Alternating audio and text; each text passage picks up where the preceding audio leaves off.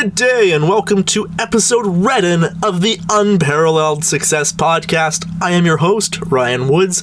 I am a radio broadcasting student at Algonquin College, and I am also a huge fan of a hockey team that goes by the name of the Ottawa Senators. Since I've started following hockey and become a Sens fan, there were always very few people that I knew from my hometown who were as invested in hockey and the Ottawa Senators as myself, that I knew of anyway, especially considering it's a very small town with a population of about 5,000 people, so there aren't many people to begin with. But the first person I bonded with over hockey, and I would always go to for hockey discussions with after a big trade or a big game, and they were certainly as invested as I was, if not more, that is my guest today, Chris Hart. Chris also got some music going on. He's got some projects out on Apple Music and Spotify under the name Hartman. He released his first album last year called Lost Files. Some fire tracks on there. He absolutely goes off. In the third track, I believe it is, it's called Pool of Sands, so you definitely want to check that one out. So I'm very grateful for him coming on the podcast today. So we're going to get to him in a minute or so. I just wanted to go over a few things before we start today, as I'm broadcasting from home, obviously, with COVID-19. I hope everybody that has the time to listen to this is doing all right. It's so tough right now, but, I find helping me out. I've been getting out of the house, going for bike rides, social distancing, of course, but I hope that this podcast that I record today with Hartman, if you have the time to listen to it, at least distracts you from what's going on for a few minutes, and you can relive some of your favorite Senators memories as Hartman and I discuss our favorite Senators memories. I recently got a microphone. It just came in the mail a few days ago. I had recorded the previous 5 episodes of the podcast at the radio station at Algonquin College, so I wanted to keep the podcast going from home because who knows how long this is going to go on for. It's already been 2 months since the last episode, CC with Brandon Mackey, so I wanted to get back into this. It was now that I'm done school for the year. I just wrote my last exam last Friday and I got all my grades in now, so I'm very happy with how my first year of college went. I had a lot of great opportunities, including broadcasting for the CCHL. I did a lot of Nepean Raiders games. I did one game for the Smiths Falls Bears on your TV, and I really improved as the year went on, so I'm hoping to keep improving by keeping busy with the microphone I got in the summer by recording more podcasts and working on my audio production skills on that side of things as well. Speaking of audio production, I have produced a theme song for the podcast, and before any of you hear it, I want to say that as much as I would love to take credit for stealing the idea of parodying a Billy Joel song from the Chet and Luke podcast, which was one of my favorite podcasts, and of course they had their theme song, which was a parody of Billy Joel. I think it's Scenes from an Italian restaurant, I want to say. I'm just going to double check on that, the name of it. Of course, that is what it's called. It's Scenes from an Italian Restaurant, and they had that as their theme song, which I thought was hilarious. But I've always loved the idea of doing a cover or a parody of Billy Joel's We Didn't Start the Fire, but instead of the historical and political figures that he names and lists off in the song, I'm just going to bat off some of my favorite Sens players of all time, some of the most important players, or some of the most scrutinized players as well in the history of the Sens organizations, and I'll have a few Sens references in there as well throughout. So I produced that using the new microphone, and I'm really excited. Of course, I get this, believe it or not, I am not a singer. However, I made this for fun, so as bad as it is, it's pretty fun to listen to, and I hope you guys have as much fun listening to it from now on as the intro for the podcast as I had fun making it. So, with that being said, let's get on with it with the theme song making its debut, and we'll be right back with Hartman on episode Redden of the Unparalleled Success Podcast. Alexi Yashin, Chris Phillips, Ball, Geddes Smollett, Mike Fisher, Marion Hossa, Martin Havlat, Pizza Line, Ray Emery, Brian Murray, Redden, Lee Cowan, Smith, Neal, Fat By Guide Walrus, Chara, Heatley, Alfie all left the team. Andrew Hammond, Kyle Tursa, Benajat, Double D on Mark Stone, Carlson, Matt Duchesne to single, Hogberg, Shabata, Chuck, Unparalleled Success. We didn't start the rebuild. It was always brewing since 2009. We didn't start the rebuild. No, we didn't start it, but this time we've got it. Yeah, so right now I got a lot of music I'm working on. I'm going under the hip-hop name Hartman. I got a project out called Lost Files, though, on platforms. And right now I just kind of keep busy working on a new project and some video things. And yeah, in quarantine right now, it's kind of locking away. And yeah, just got the home studio set up and working on that. But expect some videos soon. And other than that, man, just living life. That's exciting. I can't wait to see what you put out. So yeah. One of my first questions for you is, how long have you been a Senators fan, and what, if there is any one memory that stands out that you remember making you fall in love with hockey? Yeah, so this one was a very interesting question. So I was diving back to my memory here. And in grade 4, I remember being in Port Elgin. I think the year before that, I started becoming a Sens fan. So I'm thinking around grade 3, I started becoming a Sens fan. And a big thing for me was just my birthday. My dad, out of the blue, I don't even think I watched the game yet. He just had a ticket for a Sens game and went to see them play the Capitals. We lost 3-1, but after that, I was just hooked, man. The energy up there. I think we were in like 200s and 300s, but it was still a very, very good experience. I'll never forget that. I just can't stand after that, jumped around the bandwagon. I'm not sure how fast it was moving then, but I don't think I watched the game actually until the following year, and he took me again for my birthday. So when you're really little like that, though, you don't really watch TV as much. You just kind of go when you go live. Absolutely. And you say like grade 3 or grade 4, and I think that was around 2008, if I recall correctly, and Ottawa was still like near the top of the league in attendance back then, so I can imagine the crowd and the atmosphere getting somebody hooked on that. Oh, yeah. Absolutely, man. That was Alexander Ovechkin. My uncle and cousin were big Washington fans, so that game was really exciting for me to go see Ovechkin play then, too. And of course, you don't watch hockey quite as much as you used to, so I was wondering if we would get into some of the reasons that you don't watch it as frequently as you did back then. Yeah, man, I think that's, I was thinking of that too recently. I don't think it's anything to do with hockey itself. I don't think there's any change in the game it was played or anything that made me bitter with it. I just think there's a bit of switch in my life where I really started focusing on music more. I didn't have as much time to really focus on football, hockey, UFC, basketball. I think I kind of leaned towards, when I did have that spare time, more of the fast pace of basketball, the excitement of the fight, and not as much that trap kind of hockey style. But yeah, I think it was I just kind of ran out of time to follow as many sports. I just kind of really dove down into the other ones. I had a good run, though. I do think of that sometimes, going back and watching, but it's a time thing. And now with a lot of time, of course, there's no sports to watch, so it's a battle. Absolutely. And with today being episode 6, we're calling it episode Redden. Obviously, Wade Redden, one of the best Senators defensemen of all time, and he wore number 6 for his tenure. So I asked you, I don't know if you had the chance to fill out your top 6 favorite Senators of all time, but we're going to have some fun here counting them down. I'm super excited for this one. It reminds me of when we'd always do the lists back in the day of hockey players and wrestlers and stuff. I got some names down here, and I'm excited to see what you come up with. A little old and new, but do you want to go first, or do you want me to kick it off? Yeah, I'll go first, and then you can go second, and then save the best for last, because I'm interested to hear what you have to say. Got the big mix Absolutely. Of all the eras. All right, so my number 6 is a guy who's had so many ups and downs in his time with Ottawa. We're going with Bobby Ryan. Oh, that's a good one. I wanted to give a shout out to Ryan because I considered giving him the title of episode 6, but I wanted to honor having Brandon Mackey on for episode 5. He said that going with Redden was a no-brainer, so I stuck with his suggestion and named it episode Redden. But Bobby Ryan, also a good player who wore number 6, and of course coming back from the NHL substance abuse assistance program this year, and scoring that hat trick was just such an emotional moment this season.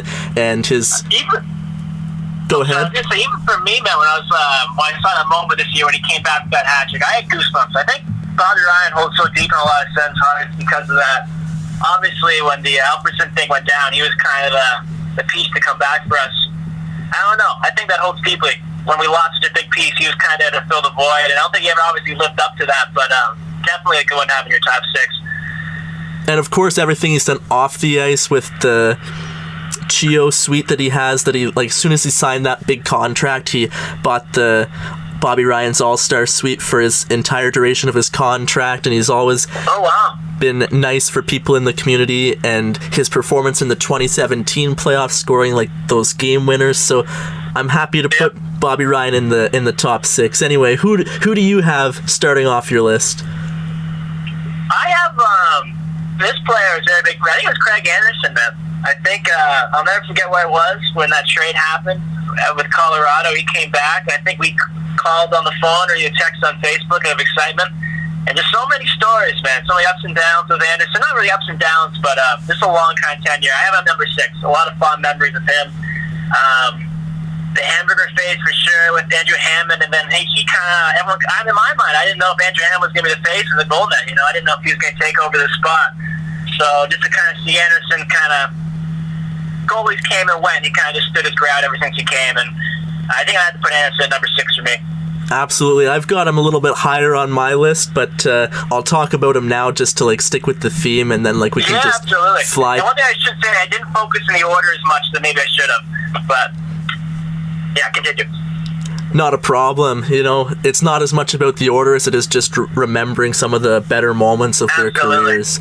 Yeah, but for Anderson, as you mentioned, Hammond for one, and of course there were other goalies. Like, it's hard to believe that it's been almost 10 years. It's been 9 years now since Anderson came to Ottawa, and there's been so many backup goalies like Ben Bishop, Robin Leonard, Andrew Hammond, Mike Condon now, who you've always thought, is this the one that's like it's going to be time for Anderson to go? And sure, there were some mistakes made along the way.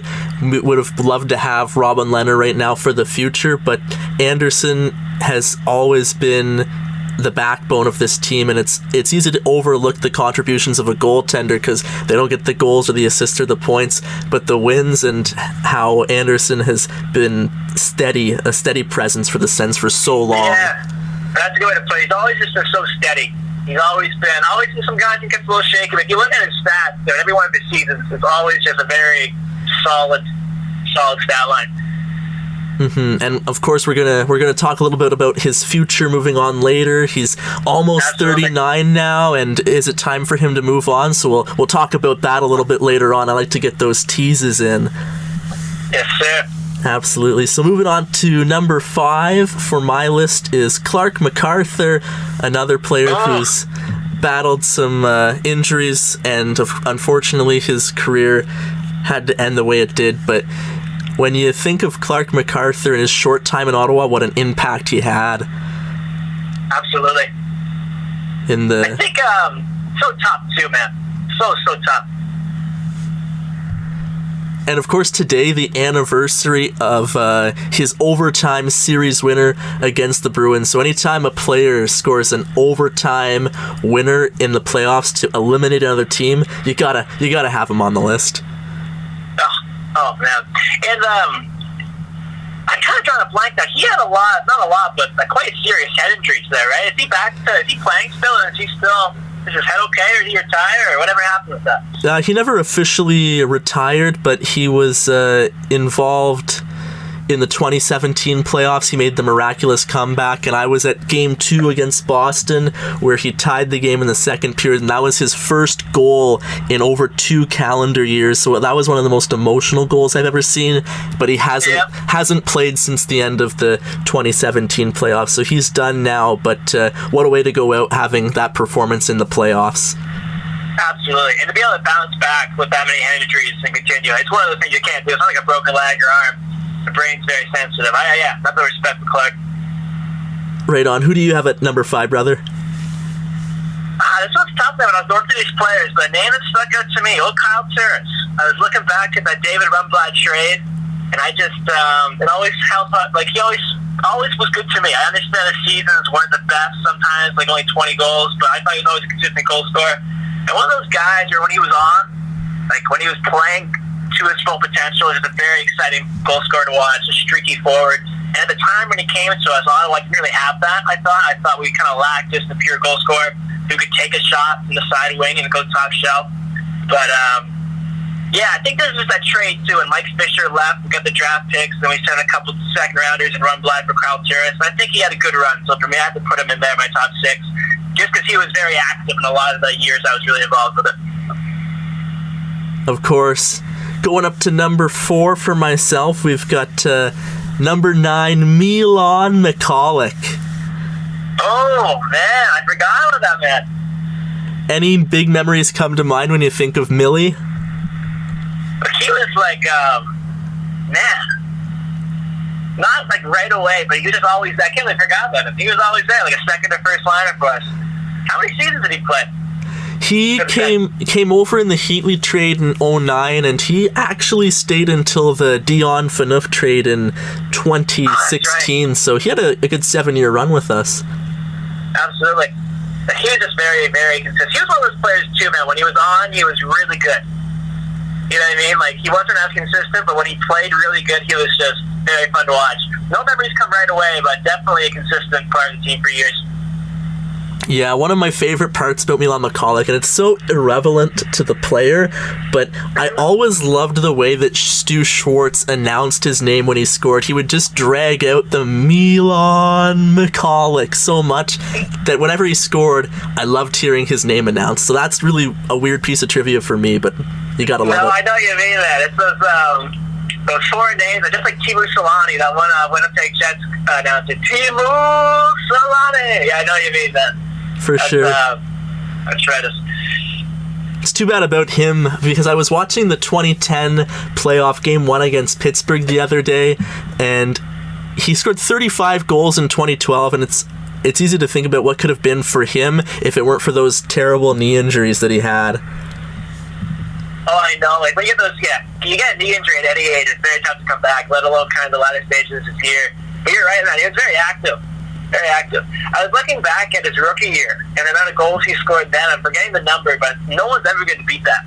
Like, he's going to have that statistic for life, probably. He gets like in the 70s in his first year. Yeah, for Solani, 76 in his rookie season, yeah. Oh, tremendous. Yeah. So who's your number 4? Number 4, I got to go with brother Mark Stone. I think he was a very, very big part of the time when I was watching that immaculate comeback where it kind of almost eliminated from the playoff contention and we stormed all the way back. He's just the hockey player's hockey player, you know what I mean? He's gritty, goes to the net, finishes hard, hands, man, he can shoot. He does everything, dude, especially when I was watching him. He was a very, very just good all over the ice team player. I really wish he could have stuck it out longer, but it's nice seeing him ball out in Las Vegas, man. Get paid, get the money he deserves. A striving fan base out there, so yeah, good for him. I got Mark my number 4.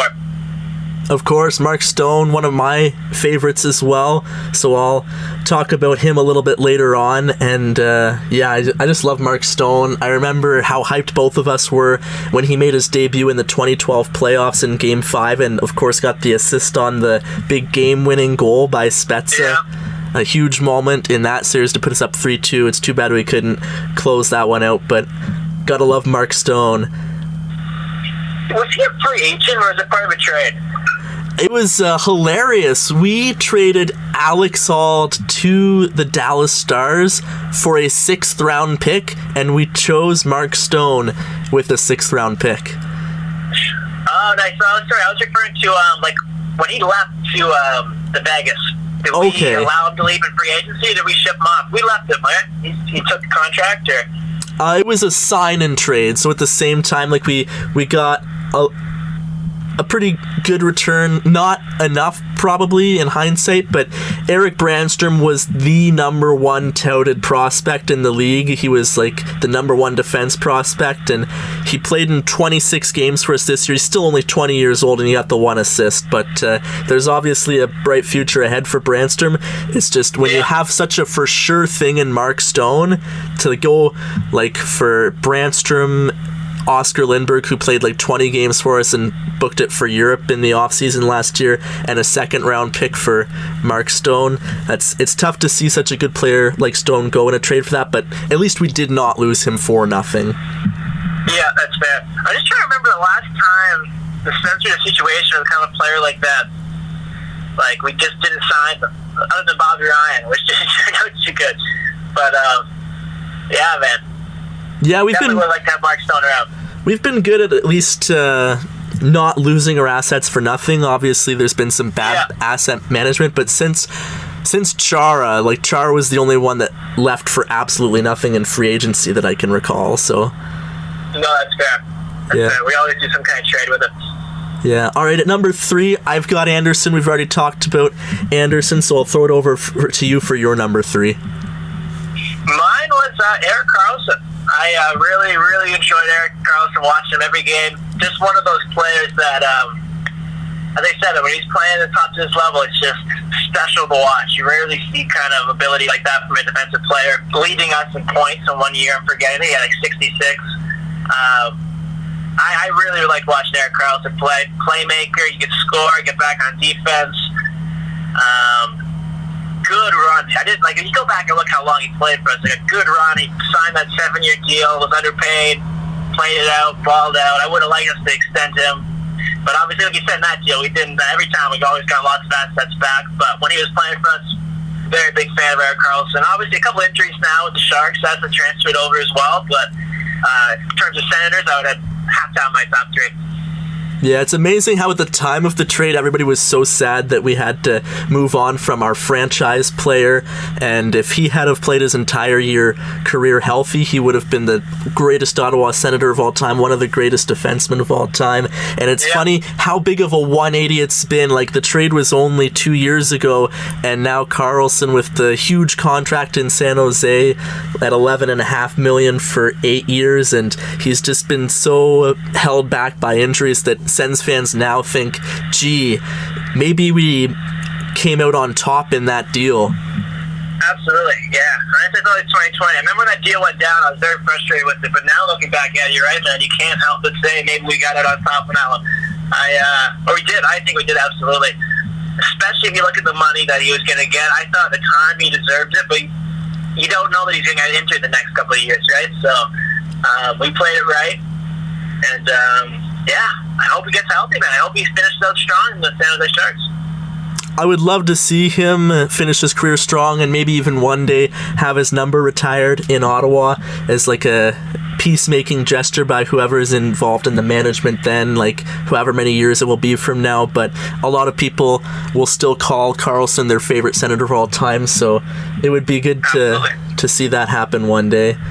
All right. No, I agree. Number 2 on my list, here we go. You knew it was coming. Daniel Alfredsson. Oh. Legend. Yeah, when I was at his jersey retirement game when that happened, I have 2 Alfredsson jerseys. He's one of 2 Sens players that I have a duplicate jersey of. Just no explanation needed for having Alfredsson on your list. He's just Alfie. I think we went to a game. Was that not what the school, his retirement game? Yeah, I think I was there. I could be wrong, Mr. Chinkis. I remember organizing, like, the Red Wings, that'll be clutch. And then we remembered, oh, wait, Daniel Alfredsson's on that game. Then it got even better. It's his retirement game. So this is a tremendous field trip. Yeah, it's crazy to say, like, that we went on a school field trip to Daniel Alfredsson announcing his retirement. Yeah, it's just funny how quickly that trip escalated from just the average Red Wings game until then the return of Daniel Alfredsson to the retirement of it. It was pretty interesting. No, Daniel Alfredsson for me. I have him number 2 as well, man. I have him at number 2. I definitely. How do you looking back on? Would you have liked to see them handle the departure a little differently, or do you think when he left the Senators that was the proper time? I would have definitely liked to have seen him finish his career as a Senator. That was really one of the starting points for the downward spiral that we went with losing key members of the team, of course. He only had the 1 year left in Detroit, but just to be able to say that he spent his entire career in Ottawa would have been huge for the city. And I remember crying the day, because I was only like 13, 14 years old when he signed the contract with Detroit. It was very emotional, and for him to have finished his career as a Senator, that would have been ideal for me. Yeah, no, I agree, man. I think that's what I was referring to a little earlier with the Bobby Ryan trade. I think so many Sens fans are just so down the dumps that day with the news of the trade. The signing and going to Detroit. When Bobby Ryan got announced he was coming over, I think that's why a lot of people became so expensive. But no, I agree, man. It's just so tough, especially when you consider it wasn't even like a 2 or 3 year run he had in Detroit. I think it was just one season. Mm-hmm. We couldn't have just given him whatever he wanted, put him on top of the castle for one more year. It's tough, man. Obviously, you don't know what was the reason for it, or you're not in those meetings, but I definitely would like to see it finish as a Senator. Yeah, and especially the timing that went down in 2013. Like, that was the last time we made the playoffs back-to-back seasons. We had beat Montreal in the first round and lost to Pittsburgh in the second round. And, of course, we had the big comeback win in Game 3 to avoid going down 3-0. And Alfie tied the game with 27 seconds left or something like that with a shorthanded goal. So that's my last big Alfie memory. But the timing of that, when the team was at its peak point, like, for the last 13 years, like, making playoffs back-to-back seasons, and then to have him go, that was a tough blow, because I thought we were turning the curve and we were going to be competing for the next few seasons, and then he left and we missed the playoffs the next year, so that was tough. No, I agree. Especially to see him go like for nothing in free agency to a sneaky Detroit team in the same conference is tough. Doesn't make any sense. That's a very good point, man. Back-to-back playoff trips. I think we're both in agreement with that one. I'd like to see him end out as a Senator. All right, we get the drum roll here for number one. All right. Well, this one, are you going for you first, or you want me to finish it? I'll go with mine first, because we've already touched on Mark Stone, and it's not a huge surprise for anyone that knows me that Mark's going to be number one. Obviously, I've got his Vegas jersey. When he got traded, I watched every Vegas game down the stretch last year and into the playoffs, and he's just such a great competitor. That's what I loved about him, was that he always gave it 110% on every shift, whether we were in the playoffs or whether we were losing 5-1 in a season in like March when we were already eliminated from the playoffs. He just cared so much, and he loved the game of hockey. That's what I loved the most about him. Yep. But yeah, you're right. He was blocking a shot, didn't matter if we're up 5-0 or down 5-0. Yeah, hockey player is hockey player, man. Mark Stone. And what do you think it was? When did you first, like, obviously we were both a fan of him, like, early when he first started coming to us. When did you really start turning the page? You're like, okay, this is my favorite player.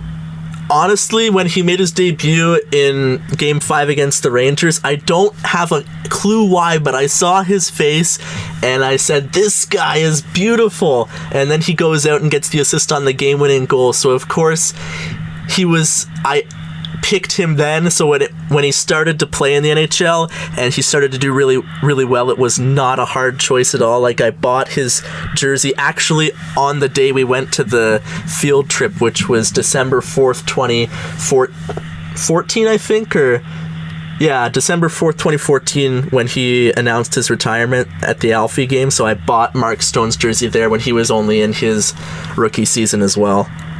Nice. That's a good cop, man. It's always great when you buy a jersey at the arena. I remember the first time I went to a game with my dad that I watched him, we had no idea, like, the jerseys are so expensive there. And we went in to get a jersey. For sure, pick one out. And we get to the counter, and they're like $200 and some dollars. And he's just like, what? But then I had that look on my face, like, we got to get this. We got it for you. That's one of my favorite memories of a Sens game for sure. Something about getting it at the arena instead of ordering it online. Get that memory of the game attached to it. 1000%, and now I'm very excited to find out who you have at number one, because I was thinking it would be either Carlson or Alfredson, so now it's sort of like a mystery for me. I honestly don't know who you're going to throw in there, but give it to us. I like it. So yeah, I catch off a lot of people off guard, but I think once I say it, you'll definitely know it. Chris Nealer. I never forget my first few games I went there. It was very earlier, and this was right after we had that run against the Anaheim Ducks. Neil, man, just was one of the last guys in that team that stuck around for us. Every single play he would drop, not every play, but every single play he would give it 100%. If a guy jumped somebody, he would drop his gloves and go in. And I remember, as much as I loved the skill and the scoring, my very first game being that young kid, just seeing him charge at Ovechkin, see him just put everything out there, not being the most skilled, but be able to still keep up and to still stick up to the players. I just really, really enjoyed to see it. Especially for me, I came hockey late, so I didn't really have as many skills as the other guys when I first started playing. So to kind of look at that gritty grinder, I think was really inspiring for me when I was young. And just, yeah, man. Like with basketball, my favorite players off the vintage Bulls, it's probably Rodman. Like, he wasn't the flashiest scorer, but he was just the grinding guy. Just kind of when shit went down, he was always there to hold for it. Yeah, Chris Neal for me for sure, man. Oh, it was also on the Jumbotron, my first game. I'll never forget. They had this a compilation of all his fights in that season, and he was just wrecking guys. I remember being little, like, this guy's tremendous. So Chris Neal for me. But yeah, I'm not saying he's the most talented center of all time. People don't attack me. I'm just saying for me, I just really enjoyed his game. It was fun to watch. I can see how you would definitely have him in there, and as you say, like, even though he was known as a tough guy, he had some crazy moments, like scoring goals at big times, like the 2012 overtime winner against the Rangers in Game 2. That was one of my favorite games of all time, because it just started out with Matt Karkner pummeling Brian Boyle in the corner, and then Neil fought Boyle again a few shifts later, and then it was great to see after Boyle scored a goal in the third period. I was just like, not this guy. And then, of course, we tie it up and Neil gets the overtime winner to get some sweet revenge. So, awesome moment for Neil. Yeah, I think that's the big key for Neil, is as much as he was good grinding and as good as he was physically, he could hold his own with the puck. I'm not saying he's any superstar with it, but I think he can definitely hold his own. He wouldn't turn it over a lot, but he could very good defensively get it out on the breakout. Yeah, man, I agree. Sweet. So that was fun going over the top 6 players for us in episode Redden. Next up, I've got some questions about the NHL and the Ottawa Senators today. Are you down for that? I love it. Yeah, man. Right on.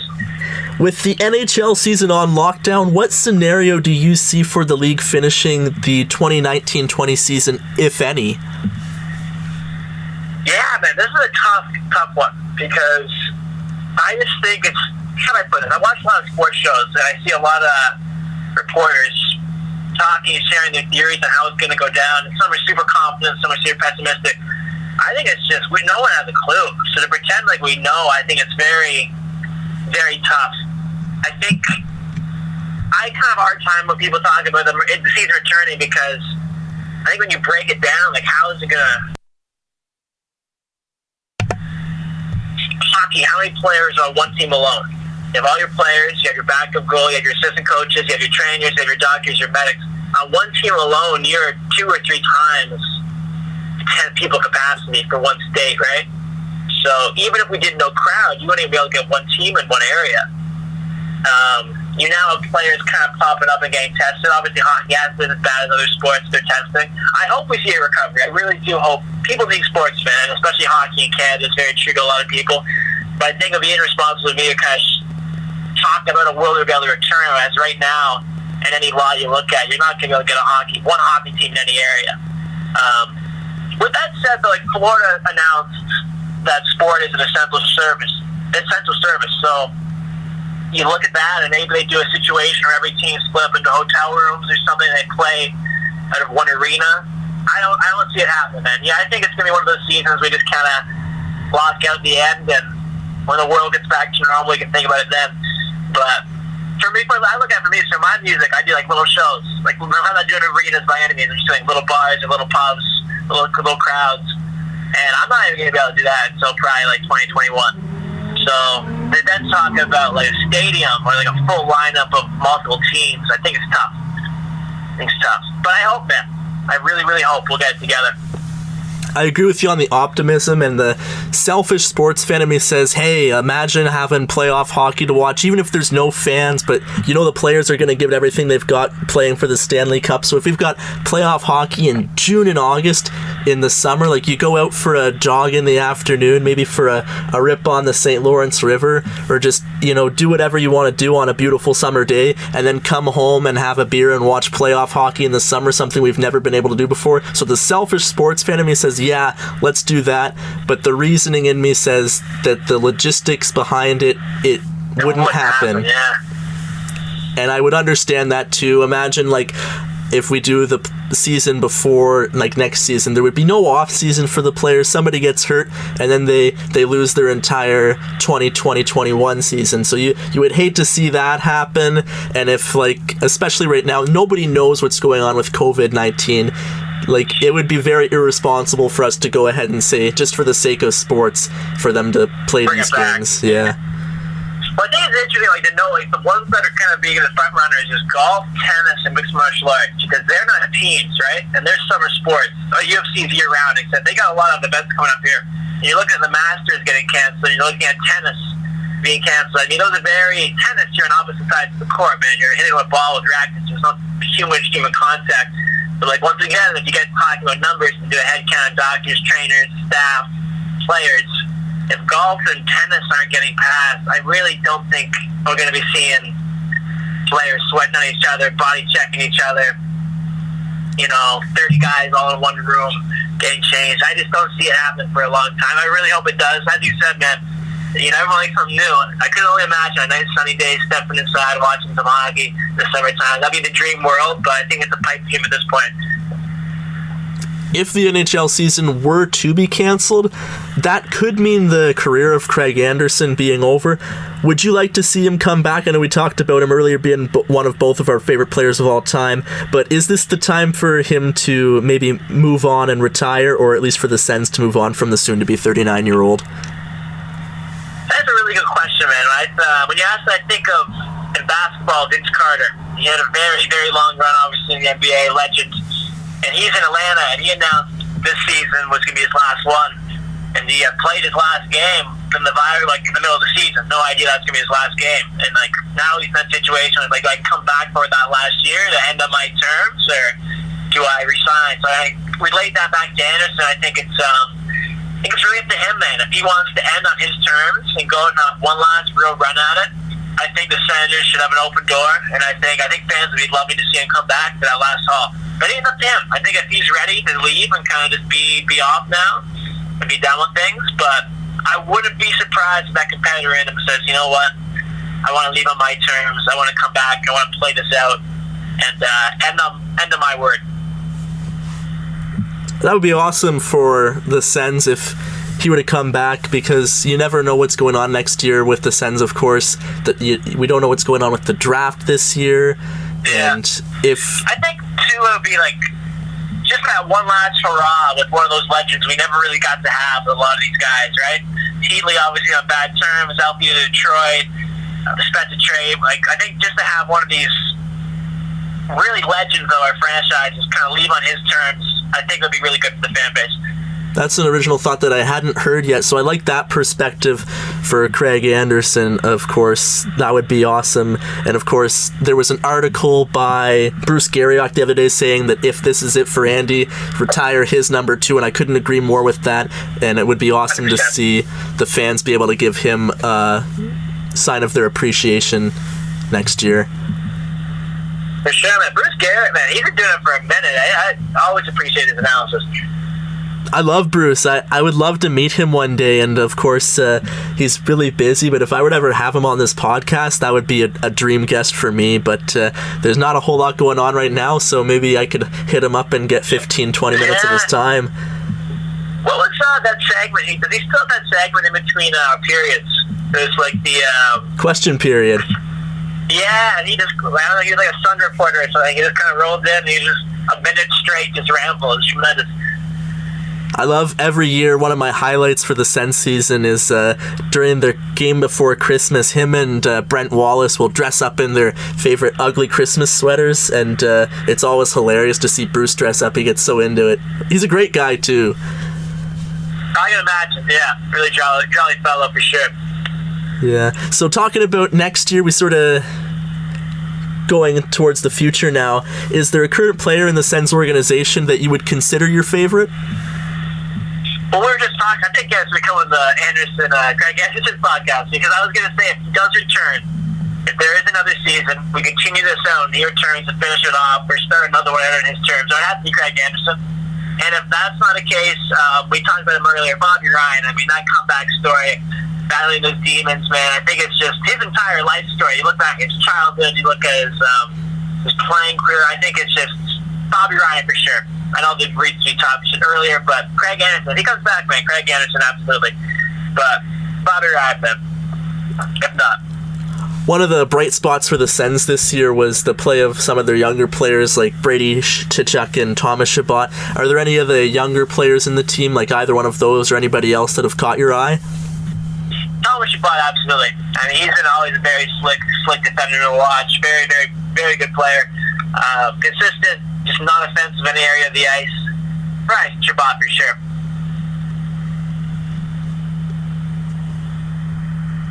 How do you What like? about you, man? Oh, I love.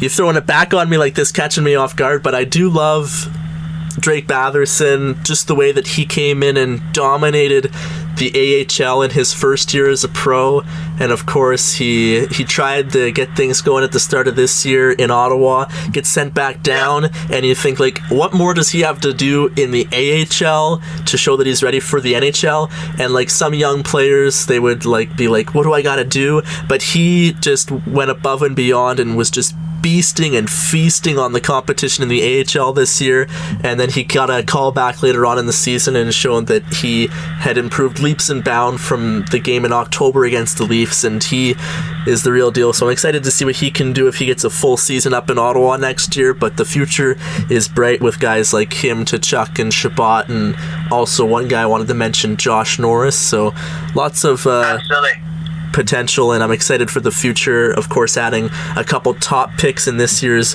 draft, it's looking like the future is bright for the Ottawa Senators. Of course, the podcast being the Unparalleled success, you think, the playoffs, you would love to see them make it in a year or two and see what they can do. Absolutely. Another name that, when you're just talking, that came to mind for me, Colin White, man. Colin White, I wonder if he's ever going to reach that kind of level of hype he had coming on that 21st first round pick in 2015. He's not getting any younger, but he's only 23. If I recall correctly, and I love to get this in here, not only for this reason, but there's another reason. Were you not at the game against the Devils when he scored his first career goal? I think so. I also saw him at the K-Rock Center playing for Team USA back in the juniors. I've seen him a couple times live, man. When he's playing well, that's when the World Juniors time, man. He ran the ice. Like, it was his show. The other reason I brought that game up was because that was the game that Alex Burrows received the 10 or 20 game suspension for kneeing Taylor Hall in the head. Yeah. Yeah. I was there live. I was there with my buddy Jeremy, man. As soon as you said that, came right back, man. 100%. I remember we were there, me and my buddy were going crazy because he had like 6 or 7 knees coming down his brother's head. And we were just looking down, is this really happening right now? It's one of those moments where it's just so pretty, you couldn't help yourself but laugh. It's just going to shake your head and just you just can't do that. You just can't do that. Right on. So now we're moving on to my favorite part of the podcast. It's the Sens nostalgia. We got lots of questions like your favorite goal, favorite game of all time. So we'll get into that and we'll relive some of our favorite Senators memories. I love it. If you could veto, so maybe this one's not quite as positive as some of the other questions coming up, but if you could veto one trade the Sens have done all time, what trade would you undo? This one is, oh man, this is a tough one for me. So I want to say Ben Bishop, but I can't really go with Ben Bishop because we were just talking about how good Craig Anderson's run has been, right? So it's not like we were ever in the loss of a franchise goalie. I just think when you look at what Ben Bishop became, to think that we didn't get more in return, I think is a little a little crazy. Obviously, I'm not sure how well he's been playing after he had those 2 really good seasons for Tampa. But if you think that we just held him as the backup with Anderson, just held him on for 1 more year, really got his value, and then traded him when he's at the peak of his value, I think we could have got a lot more.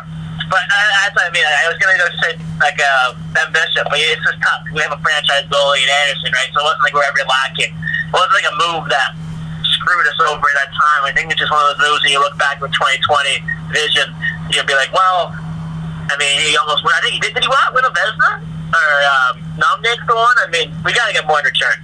Yeah, and like you said, though, it's not like giving away Ben Bishop ever cost us anything. Like, Ben Bishop would not have saved any of the past 3 seasons. We were so bad. No, yeah. And Craig Anderson played lights out in the 2017 playoffs, so it's not like Ben Bishop would have gotten us past the Pittsburgh Penguins. Like, it's possible, but it's so tough to, like, hindsight, you always look back and you never know. No, 100%. My point being is, like, if we're going to make that trade, I think we could have gotten a piece out of that trade that would have helped us kind of get past the Pittsburgh. So it would have got us to be a pressure on. You know what I mean? Like a good solid third liner, a good solid second liner, just a decent draft pick. But I agree. It wasn't. That's what I mean. It's never a lack of Anderson. I think we could have gotten a lot more from him, and that would have helped the team at the time. But what about you?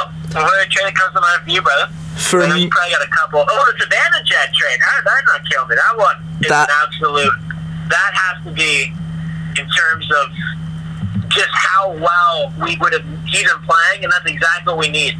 Like, that's what I mean. You could have traded the Ben Bishop type cat and gotten the guy back. Like, you know what I mean? Like, I don't know. That trade, it's racked my head around. I just don't get it, man. Just don't get it. My number one trade. I don't understand how you can trade a guy who was at the time, like, we drafted him in 2011, traded him in 2016, so he's only 23 years old, and every year he had gotten better and improved, like, significantly. Like, he went from 1.9 games in his first season all the way to a 50-point player as a 23-year-old, and then we just give him up for Derek Brassard, who was valuable for us for 1 year, and he was already on the decline when we made the trade. Like, sure, Derek Brassard was a great player at the time, but Mika Zibanejad, 23 years old, and this year he led the NHL as a 26-year-old in goals per game. He was on pace for 59 goals. I get heated every time I think about this trade. I just, it's one of those moves where it's like, you draft him high, you got him, he played for Sweden, he had a game-winning goal in the gold medal game. You stick it out, you play all those years, you know, you get him 23, and just when he's entering, just when he's starting to enter his prime, like, he's not in his prime, like, just when he's reaching the tip of where things are going to get going, you let him go. And you bring in a player who's 3 years past the prime. I mean, yeah, you can't help but get a little upset with him. I don't get it. I don't get when you do all the right things, you scout out the player, you draft the player, you train the player, you have those seasons where he develops, you play him with a lot of veteran players, and then just when he's kind of getting it together and connecting the dots, you give him to a veteran team, and always a very good team in the Rangers, man. I don't get it at all. Once again, the same conference. A team you play a lot in the season, I don't get it. I don't get it at all. I can't wrap my head around it. And Ottawa always needs kind of a lethal, sneaky scorer, dog. And that's, you know, like, I think that's why I like the tourists. You just don't have those players that can just, man, yeah, I agree.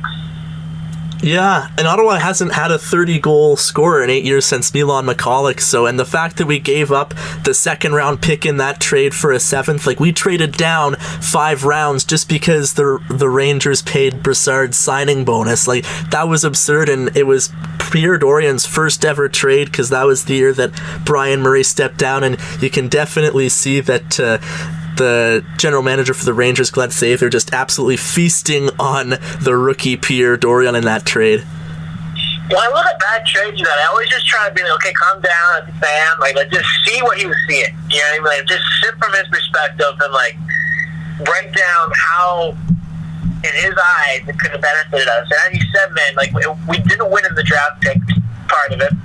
We didn't win in the player part of it. You gotta ask, was there personal issues between the janitor and the general manager? I don't know, man. It's one of those deals like Hopkins and Bill O'Brien in football. When you break down that move, it's just logistically, okay, you forget teams, you get players, but just football logic. How would you ever come up with a deal like that? You know what I mean? When I break down that Sens deal, it's the same thing. It's like, the only thing I could think about is he just didn't want him on the team. I don't know, man. And if you're going to trade a player that's entering their prime, that's been a winner since junior, I mean, you're going to have to get a little bit more than Broussard back. Right on. Who is your favorite Sens coach of all time, and do you have like a favorite era that accompanies the coach, or are they separate for you? They're right at the top, man. So 2014, 15, correct me if I'm wrong, but that was the switch between Paul McLean and Dave Cameron. That's correct. I believe that was very good. The year before Paul McLean, and the transfer into Dave Cameron is definitely my favorite time. And then the year preceding after that with Dave Cameron. But I love the mustache of Paul McLean. I love the heatedness he could have, but also at the same time you have a little goofy and funny. I thought he was one of those coaches where it clearly just didn't work out, but when it was working, it was a lot of fun to watch. But Dave Cameron for sure. I loved how Dave Cameron kind of came as the assistant. We didn't bring out an outsider in. We got the assistant as the head coach. He was one of those transfers that, in my eyes, man, that was some of the most fun I've had as a hockey fan ever that season when we pushed all the way back. I forget where we were in February, like a 9% chance to get into the playoffs. And, yeah, man, that was definitely my favorite era. Probably 2014, 15, 15, 16, Dave Cameron to the Paul McLean transfer. What's your favorite Sens game of all time? Oh, man. Any one of those games in the last kind of stretch there leading into the playoffs when they only had 9% chance of making it in February, whatever the statistic was. Any one of those games. I remember we were going Western Conference runs, or Western Conference trips, and we need to win all 4 games. And we win all 4, sneaking out with victories over the San Jose Sharks and Kings. In terms of one game, I couldn't tell you, but that entire run was really, really a lot of fun for me to watch. And then I think obviously just kind of the first game I went to, being so captivated against the Capitals, would have to be one for sure. And then there's another game that comes to mind that I went to see live, was the Senators against the Oilers. And in this game, me and my dad were driving up, and the 401 closed down on the drive up. So we got stuck on the highway. We rolled in like halfway through the second. We're super bummed out, and they were down and a couple goals. Like, so they just get this last half of the game. They storm back, push it to overtime. Overtime's electric, and it goes to like a deep into the shootout, like where you get like the boys, like the second, third liners out there. It was a really good one. We won in the shootout. I forget the player. I think it actually might have been Milan who got the goal. No, it could have been Milan because it was later on. But yeah, it was that game was probably up there for me too. Just because you didn't know if I was going to make it, right? We were stuck in traffic for so long. We're like, okay, let's kind of call it a quit. And you get there, and then it goes to overtime, and you win the deep shootout. I mean, it doesn't get better than that as a young kid. You have any favorite Sens goals of all time? I don't know, man. Maybe you say a couple of yours. It kind of tweaks the memory story, but no, in terms of just singular games or goals, I'm drawing a blank. I always talk about the Mark Stone goal against Pittsburgh as my favorite of all time, but I talk about that one every episode, so I'll switch it up and say Matt Karkner in the triple overtime against Pittsburgh in 2010 to save the season was just such a relief when that went in. Because it's a grueling game. They're just unlike the heroes, too. The old Cardinals, 39. Tremendous. I love the rivalry the Sens have had against the Penguins. Like, it's funny how many times they've met. Like, all the way that the NHL reformatted the playoffs to, like, we don't have any rivalries. We're going to do this to fix things up and get more playoff rivalries. And there hasn't really been too much success like Boston and Toronto. They just play each other every year. But But Pittsburgh and Ottawa, no matter the format, they always find a way to play each other in the playoffs once every couple of years, and it's always heated and intense. And it's always like, even now that even though Ottawa's a basement team and Pittsburgh's always contending for the cup, I always look forward to for the Sens getting their asses kicked by Pittsburgh, just because you never know. No, absolutely. The Sens against the Habs too are very exciting in the playoffs, but Pens absolutely did. I agree. I think it's kind of weird, like the Leafs and the Senators. I think it's a pretty overrated rivalry. Like, all the games I watched, the most intense kind of heated plays have been Sens and Montreal, Sens and Pens, and Sens and Rangers. It's tough with Ottawa and Toronto because neither of the teams have been competitive at the same time in like 15 years, so... It's always a blow-up. You know what I mean? It's either the Sens blow them out, and the majority of the time it's the Leafs. And it's always the team that you wouldn't expect to win. Like, if Ottawa's in a playoff spot and Toronto's going for the top draft pick, then Toronto will get the upset over Ottawa. Or right now, Toronto's the playoff team, and Ottawa just sneaks up and catches them off guard. It's hilarious how unpredictable the rivalry is and how meaningless the games have been between the two teams for so long now. I know, yeah. I didn't know the big telling part about it is like, Ottawa hosts it. Like, it's not all, but majority of them are Toronto fans. I think that's why it's so hit and miss, because even when Ottawa's home, it's like they're playing away. You know, it's just a weird atmosphere. You're in your home arena, but there's 17,000 drunk Toronto fans. You know, it's just a tough sell. I've only ever been to one Ottawa-Toronto game, and Ottawa got the 4-0 win, and considering we've already talked about him so much, I'll throw in another reference. Andy gets the shutout in that game, and while every other time, like, the Sens get a shutout victory, the crowd would be awesome, but I remember leaving that game, it felt like a loss because there were so few people cheering for Ottawa that were actually excited about the win. Like, it was just so quiet, filing out into the parking lot. Funeral. Yeah, no, that's tremendous. I would always not want to go to those games because it's just like, especially when I was a really big fan, man, we would rarely win. Like, I'm not a Sens fan, but I'll openly say we got smacked by the Leafs for a good run there. But just these weird, like, 5-0 games, and it's like, what is going on here? And you're in your home arena. It just feels like, oh, it's not territory. Do you have any favorite pieces of Sens memorabilia that you own?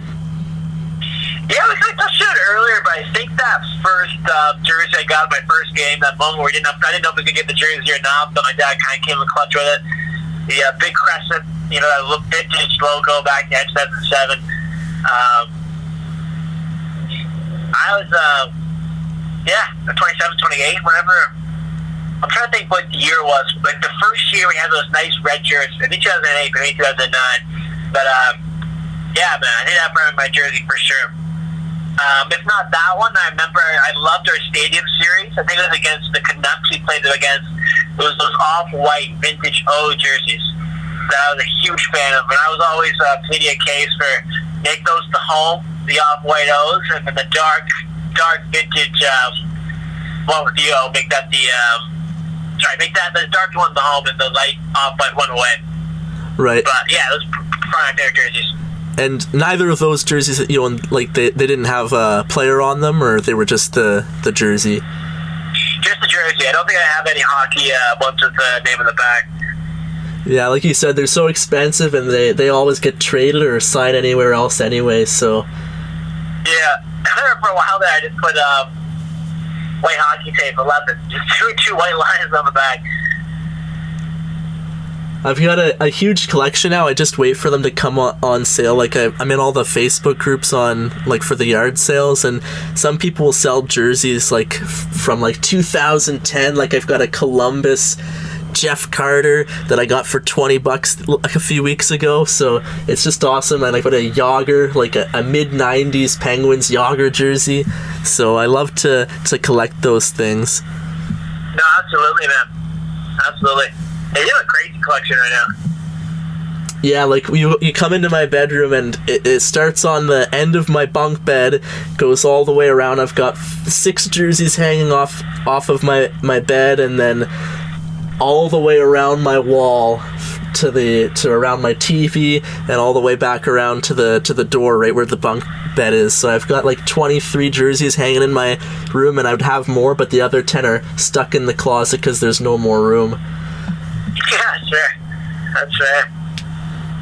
Yeah, have you ever had the opportunity to meet any Sens players? Or if you haven't met a Sens player, have you met a celebrity, or you got any cool stories like that for us? Man, my experience with celebrities in terms of hockey is very slim. I don't think I've ever met an active player, I don't think I've ever met like a Bobby Ryan or a Dan Gilbertson or a Jason Spencer. I remember the Cup came to the school. I saw it obviously there and at the Hockey Hall of Fame. But no, never actually seen like a hockey celebrity. Yeah. I know my dad's, one of his close friends, her daughters are they're together with Cody Ceci and Mark Stone, married. So I know both the wives of both those players. So that's probably the closest. I don't know them, but my dad knows the ladies' daughters that they are. So that's probably my closest connection to the Senators. But both those players aren't on the Sens anymore. So. Right, I know Haley Thompson is engaged to Mark Stone, and her sister, like you mentioned, with Cody Ceci. Yeah. Why don't we talk more about the Cup that when it came to our elementary school? Because I've never talked about that on the show before, and that's actually a really cool story. If you want to talk more about that. Yeah, man. So I'm not sure the details of like what year it was, but I remember I didn't get too close to it. I remember I kind of got there just when I was wrapping up, but I think I got a picture of it, and I think it was just interesting to see that it came to Gananoque. I'm not even sure why I was there. Like, there wasn't any player on that team that, who won it that year? That's what I'm trying to think. Like, what summer was that? Yeah, it was 2012, so the Kings won, and it was Alan McCauley who was a scout for them. Oh, that's it. That's it, 100%. Yeah, man, it's kind of crazy how he was able to pull that off, eh? Yeah. Obviously, everybody on his franchise gets a day with it, so it's awesome they brought that to the school for everybody to see. Like, if you were ever lucky enough to win a cup, what a day that would be to bring it to your hometown. Like, obviously, we're both from Gananoque, only 5,000 people, and in history of the Gan minor hockey, there's only been like 5 players that they have in the Gan rink in the Hall of Fame. Like, Jay McClement was the most recent one, of course, but to be able to bring that back to your hometown, to your elementary school, that's only like 30 steps away from my front door. So that was the coolest part about it for me, was that the Stanley Cup was like 100 meters from my house, and then to have a day with that on the St. Lawrence River was just would have been amazing for him, of course. No, 100%. I think it's so cheap. It's not like kind of like a 1 in a million because there's like 5,000 people there, but and you're right, man. There's so few hockey players that kind of get out to that high level. Is to think that he's really good as a player, but then the scout to bring him back to his hometown. That's really special. And I always like to tell one story. I've been lucky enough to meet quite a few people in the Sens organization, but one story I've never told that I think is the most hilarious is that I don't know if you could call it that I met Eugene Melnyk, but we were definitely in the same room as each other, and it was just him and I. I went to Ottawa last summer. They were hiring like brand ambassadors, like for people that would go to the game and sort of encourage crowd involvement, and they were hiring people for that, and unfortunately I didn't get it because I'm from Gan, and they wanted people that would be able to do events during the summer, like they were going to have a draft party, they were going to have like the hometown tour, and so they needed people that would be able to be there every week throughout, not only for the season but for the summer. So I had to turn that down because I would have been driving back and forth like 2-3 times a week to meet the criteria for them, but they were very friendly. But while I was waiting for the interview downstairs at the Canadian Tire Center, I wanted to be early because in case there was traffic on the drive up the 416, or in case I got lost because I had only driven to the arena once before. So I left early enough that I got there about 45 minutes early, and I didn't want to be that guy to go in like 45 minutes early for my interview. So I waited in the parking lot for about half an hour and then went downstairs like 15 minutes before go time, and they were like, oh yeah, the other group's just finishing up before you, so if you want to have a seat, we'll be with you in like 10-15 minutes. So I was like, okay, thank you very much. And I went over, had a seat, and like 5 minutes later, this man walks down the stairs, and like I think nothing of it at first, and then he like starts wandering around. Anyone who's ever gone in gate 2 at the Canadian Tire Center and gone downstairs, like for our school trip when we went to play hockey downstairs, like we went down to the locker rooms, there's that foyer area. So yes. There's a lot of empty space, and he walks around that, like does 2 laps, and just like, and he's in a suit, and I look up and I realize, I'm like, oh my god, it's Eugene Melnyk. Like, and I didn't want to like put my foot in the mouth because I've heard so many stories about Eugene, and I like didn't want to say anything because I was like, if he doesn't like me or if he's in a foul mood, he's like gonna tell the people like right away, don't hire this kid. Yeah. So I just sort of looked over at him and gave him the nod, and he just sort of gave me the don't go there. And I was like, oh man, fair enough. Wow, what a disaster he is. What a disaster. Hilarious. That's a good story, man. He's a funny guy. Do you remember we went to that wrestling show? The one that I think it was our second one we went to. We got there so early. We were like, and there was no security there. And we were like, out, like the door between the door to the locker rooms. It's like, oh, there's Steve Carino. Oh, there's this person just walking in and out, you know? Mark Briscoe? Well, yeah, Mark Briscoe. Some guys would like sit down and talk. Others would come flying by. We got a photo with Steve. But that was one of my favorite moments there, because you can see like different wrestlers before meeting have the match, they go and shit over. But yeah, I know what you mean though. You know you're not really supposed to. You're kind of just in between 2 areas, like the main waiting room when like where all the business is done, you know? Yeah.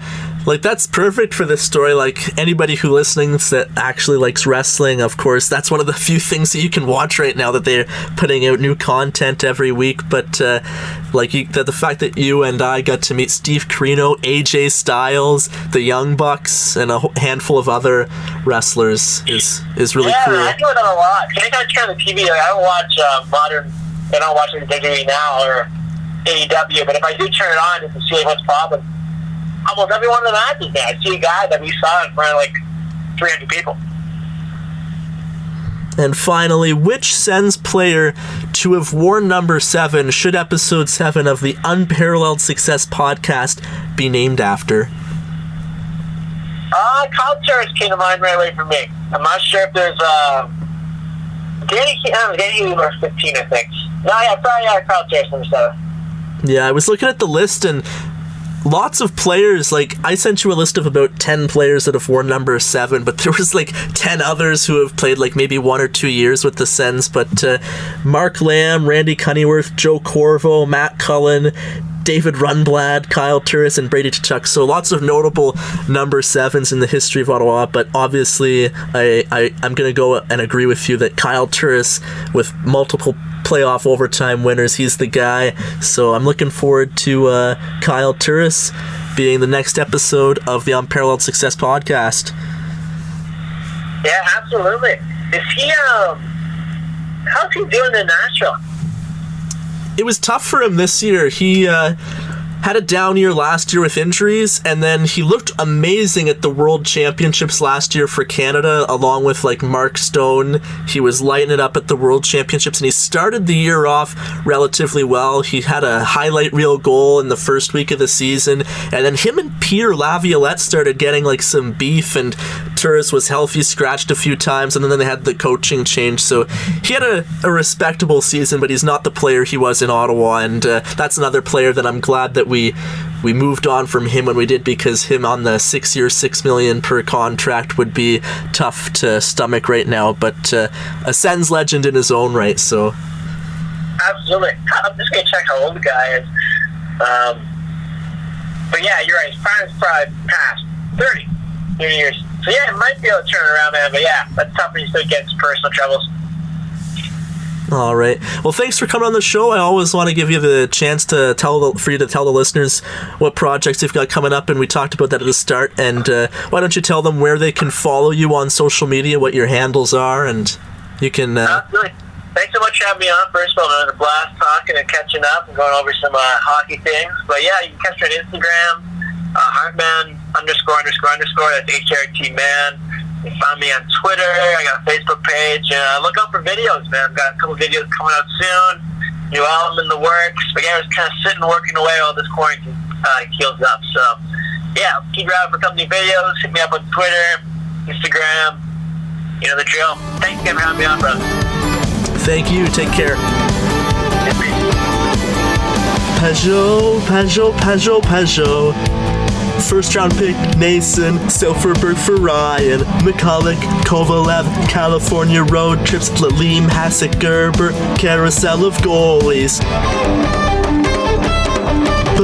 Buddy Robinson, Ben Harper, Bobby Ryan, Spartacat, Boro, Hoffman, LeBreton is a no-go. Elliot, Anderson, Alex Aldis back again. Dorian says, we're a team, someday we will win the cup. We didn't start the rebuild.